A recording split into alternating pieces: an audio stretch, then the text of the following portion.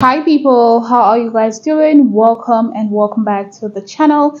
It is Sandra here and I am back again with another video that hopefully we are all gonna be enlightened on, because this is Douglas Murray and I feel like he is a highly knowledgeable individual that every individual would definitely have a take home from having a conversation or just listen to any of his speeches. Okay, so this says woke journalist to frame and cancel Douglas Murray. Woke journalist to frame.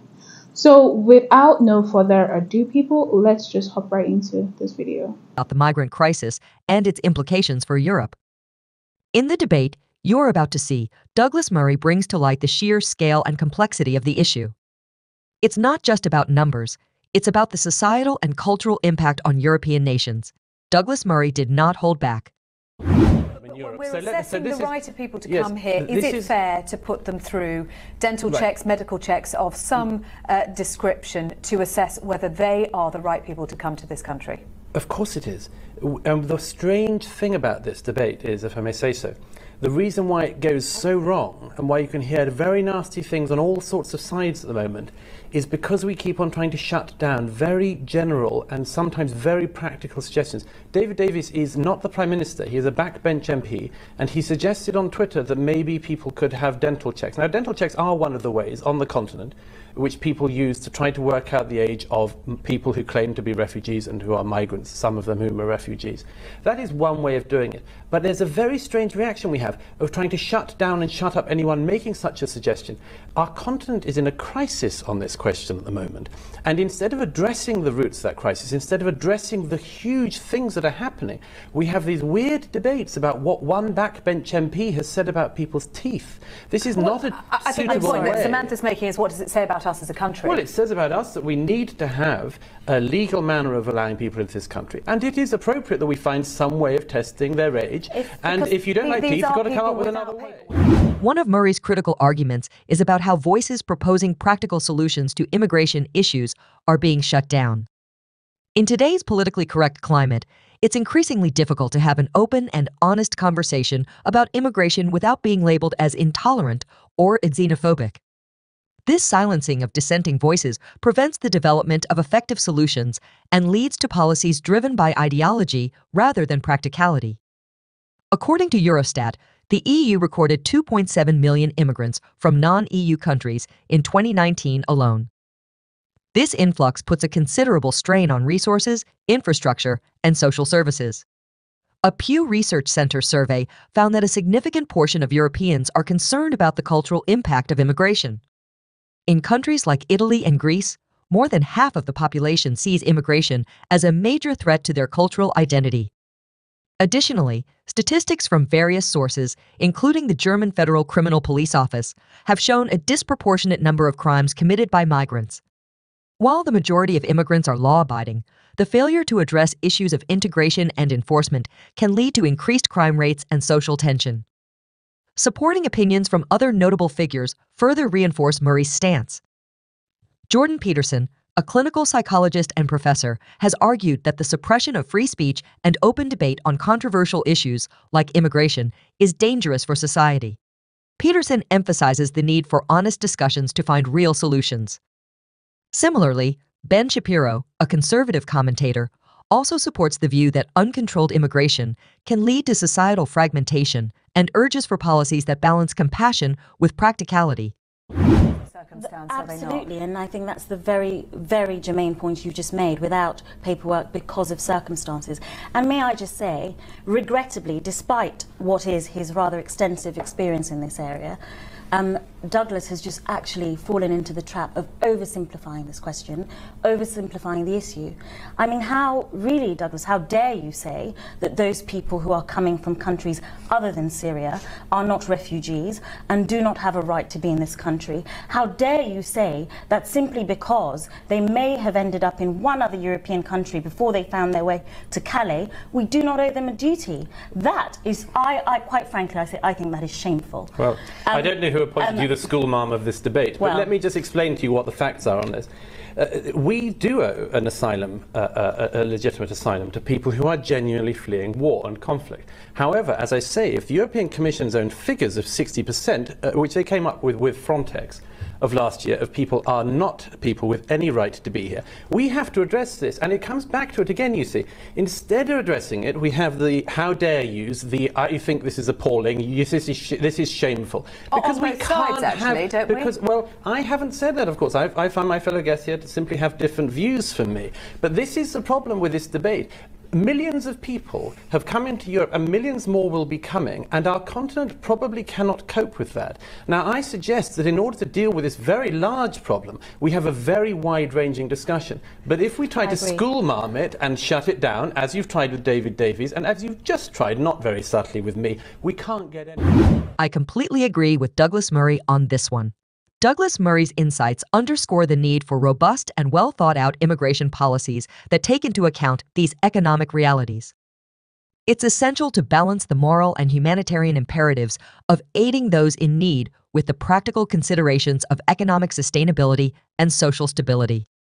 By advocating for controlled and merit-based immigration policies, Murray aligns with the conservative principle of putting the national interest first while ensuring that immigration serves to strengthen rather than undermine the economic and social fabric of the host country. The debate also highlights the crucial role of government policy in managing the migrant crisis. Strong leadership and clear policies are necessary to address the issue effectively. This includes securing borders, vetting migrants thoroughly, and ensuring that immigration policies serve the nation's best interests. Conservative principles advocate for a government that puts its citizens first, protects its sovereignty, and maintains the rule of law. These are not just abstract ideals, they are practical necessities for a functioning and stable society. In conclusion, Douglas Murray's insights on the migrant crisis are a call to action for policymakers and citizens alike. We must address the challenges of mass immigration with clarity, compassion, and a commitment to preserving the values that define our nations. Thank you for joining me in this deep dive. If you found this insightful, please like... Excuse her?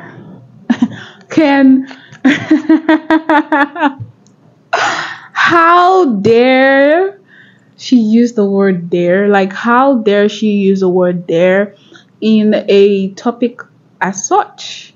I am not adverse to immigrants. I am not adverse to immigration. I am actually very much in support of it because I believe that it's a very progressive action. It's a very exposing action.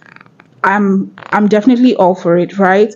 But there has to be some implementations in place to curtail excessiveness, to be honest, because anything that is free, trust me, it's anything that is free, completely liberal. There are going to be twerks here and there, and trust me, it's going to be very hard to curtail if let loose, if not, held on to very quickly.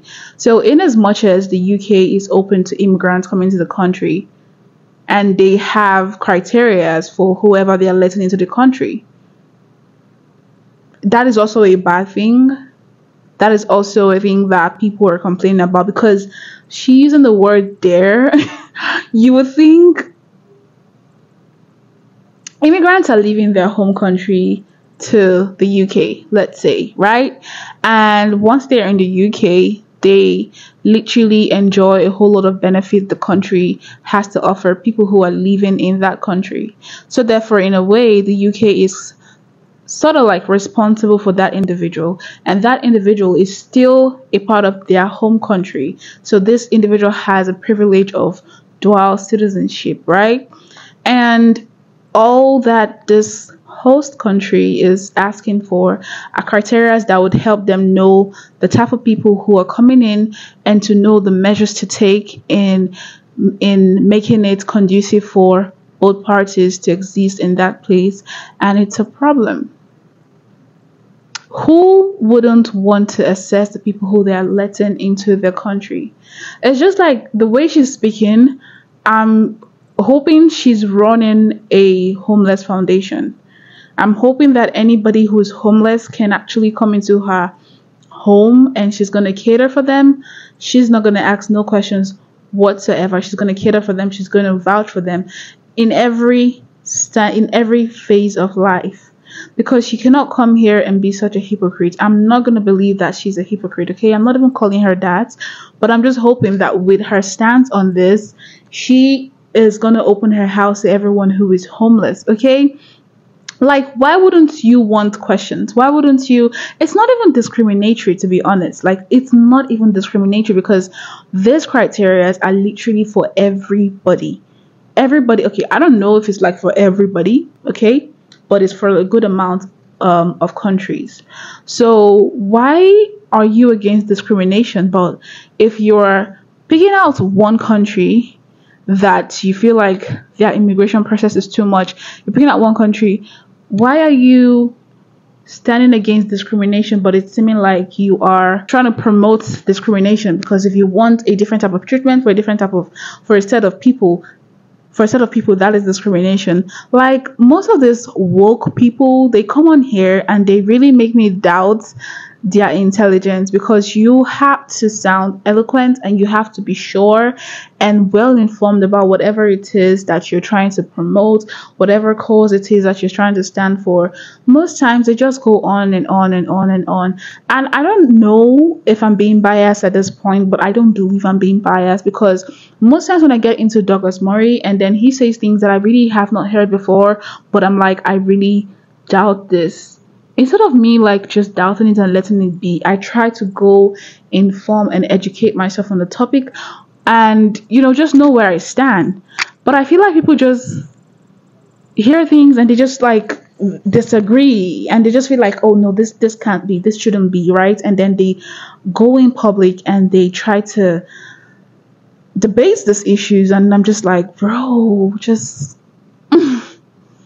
anyways, I did get into this. You guys know that I would want to know what y'all think about this. So please do engage me down in the comment box. I'm really gonna appreciate it. But we have come to the very end of today's video. Thank you all so much for joining me. I really hope you guys had one or two things you could take home from this. Most importantly, please do engage me down in the comment box. I'd really want to know what y'all think about this, your thoughts, your perspective. Please just share all of that with me down in the comment box. Jenny, you're gonna appreciate it. But upon to the next one, hopefully we did get to convey here, and let's keep on staying safe and healthy. So bye.